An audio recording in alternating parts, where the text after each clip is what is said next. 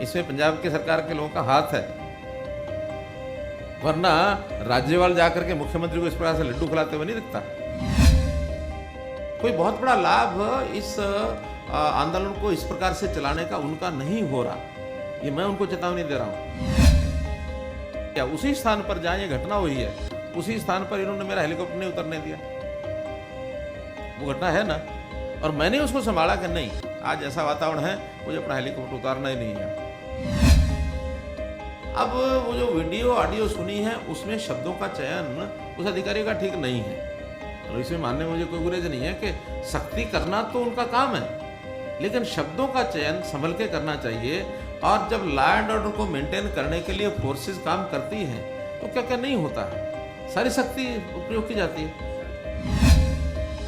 प्रशासन ने अपने तरीके से उनसे बातचीत करके एक रिटर्न का उनका एग्रीमेंट है कि हम अपना जो प्रदर्शन करेंगे वो लोकतांत्रिक तरीके से करेंगे। इसमें नारे बोलने की छूट उनको है, झंडी दिखाने, काली झंडी दिखाने की छूट है, लेकिन किसी का रास्ता रोकना या किसी के काम में व्यवधान डालना, ये उसमें कहीं नहीं है। देखिए, अब ये लोकप्रियता किसकी कितनी है, ये तो एक ऐसा विषय है कि जिसके ऊपर ना कुछ आप कह सकते हैं, ना मैं कह सकता, ना कोई और अगर कहना शुरू करेंगे तो विवाद के घेरे में फंसेंगे। 1% से लेकर 99% तक कोई कुछ भी कहेगा। तो इसलिए लोकप्रियता का पैमाना तो होता है कि जब जनमत संग्रह होता है किसी पर, यानी चुनाव होते हैं, चुनाव के समय कब क्या होता है, कैसे होता है, ये चीज़ें सामने जब आएंगी तो आपके सामने भी आएंगी, हमारे सामने भी आएंगी। जहाँ तक विषय है करनाल वाली घटना का, तो घटना जो हुई आप लोगों ने सारे उसके विजुअल्स ये सब देखे हैं, और एक उसमें ऑडियो भी आपने सुनी है।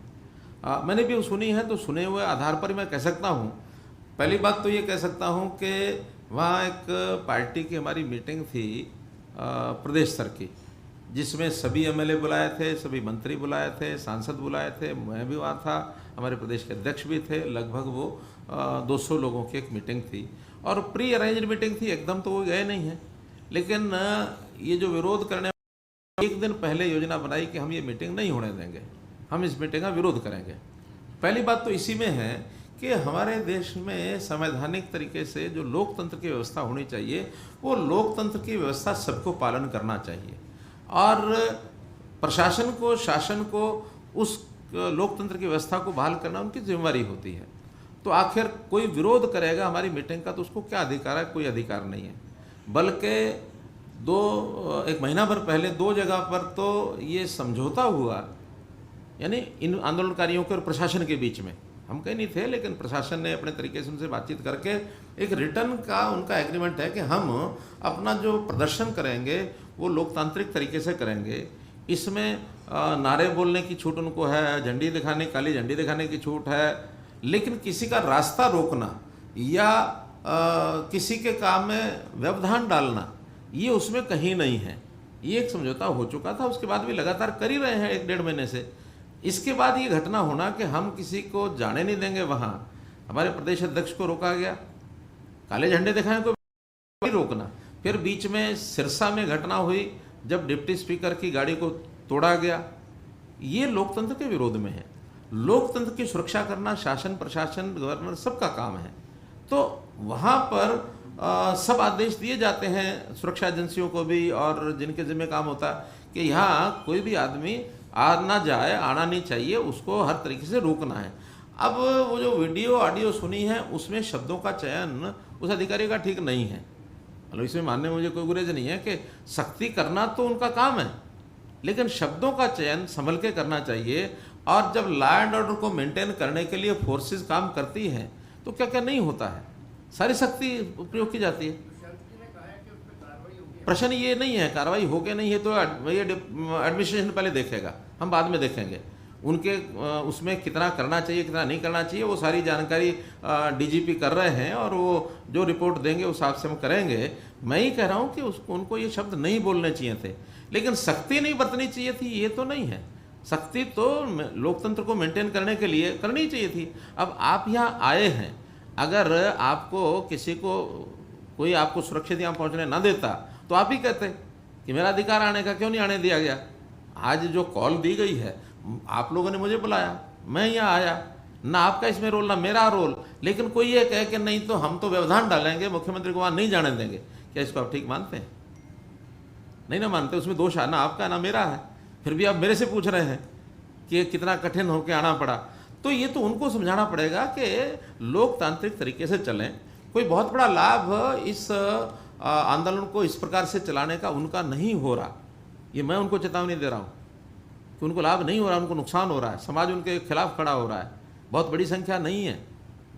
आप जो जनमत लोकमत की बात करते हैं, मुझे भी पता है जनमत का, कि कल से मुझे जो फ़ोन आ रहे हैं कि इनको सख्ती से निपटो।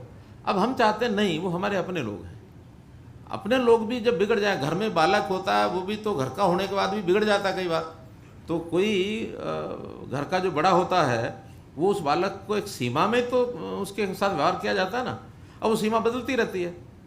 एक सीमा ऐसी थी कि बाप जो है बेटे को थप्पड़ भी मारता था, लाठी भी मारता था, और अच्छी सज़ा दे करके अंदर कमरे में बंद कर देता था कि ये काम कर, नहीं तब छोड़ूंगा, नहीं तो नहीं। आज तो कोई माँ बाप ये नहीं कर सकता। आज तो ऐसी ऐसी कहानियाँ कोई माँ बाप बेटे के साथ कर दे, बेटा जाके मानवाधिकार में खड़ा हो जाता। तो ये समय समय पर चीज़ें बदलती रहती हैं। इसमें कोई बहुत मुझे लगता है ये चीज़ें ठीक होंगी, लेकिन ये वातावरण बनाने का काम है। हम और आप सब मिलकर वातावरण बनाएं। इसमें आपका बहुत बड़ा रोल है वातावरण बनाने में। अगर उस वातावरण को बनाएंगे कि लोकतंत्र की सुरक्षा ये सबका अधिकार है, राइट टू स्पीच सबका अधिकार है, लेकिन किसी के काम में हिंड्रेंस पैदा करना यह किसी का अधिकार नहीं है।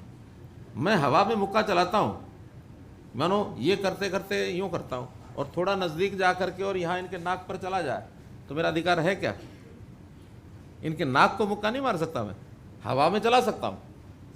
तो there are limitations of every freedom, there is no absolute freedom. इस नाते से हमको सबको एक वातावरण बनाना चाहिए। लोकतंत्र में हर कोई अपना काम करे, प्रदर्शन करें, बोलें, भाषण दें, झंडा दिखाएं, उनका विरोध दर्ज कराएं, लेकिन हम किसी का काम, जब तक हमने भी इसलिए ठीक करो, वरना इन्होंने क्या नहीं किया, उसी स्थान पर जहाँ ये घटना हुई है उसी स्थान पर इन्होंने मेरा हेलीकॉप्टर नहीं उतरने दिया। वो घटना है ना, और मैंने उसको संभाला कि नहीं, आज ऐसा वातावरण है, मुझे अपना हेलीकॉप्टर उतारना ही नहीं है यहाँ। और मानो मैं कहता कि नहीं उतारो, और पुलिस को आदेश हो जाते सख्ती से निपटो, तो क्या होता उस दिन? कुछ घटना हो सकती थी ना। तो इसलिए हमारी सबकी जिम्मेवारी है कि हम जिम्मेवारी के नाते से चीज़ों को आगे बढ़ाएं। हाँ, उनकी तकलीफ़ें हैं, और वो तकलीफ़ें कोई हरियाणा सरकार से नहीं है। उनकी तकलीफ़ें मानो केंद्रीय कानून है, कोई भी बात करें तो समझ में आता है, लेकिन हरियाणा सरकार के नाते से उनका कोई गुरेज नहीं होना चाहिए। और हरियाणा को उन्होंने बहुत गलत चुन लिया है इस आंदोलन का, और इसमें पंजाब का हाथ है। पंजाब के पत्रकार मित्र बैठे हैं, इसमें पंजाब के सरकार के लोगों का हाथ है। वरना राज्यपाल जाकर के मुख्यमंत्री को इस प्रकार से लड्डू खिलाते हुए नहीं दिखता।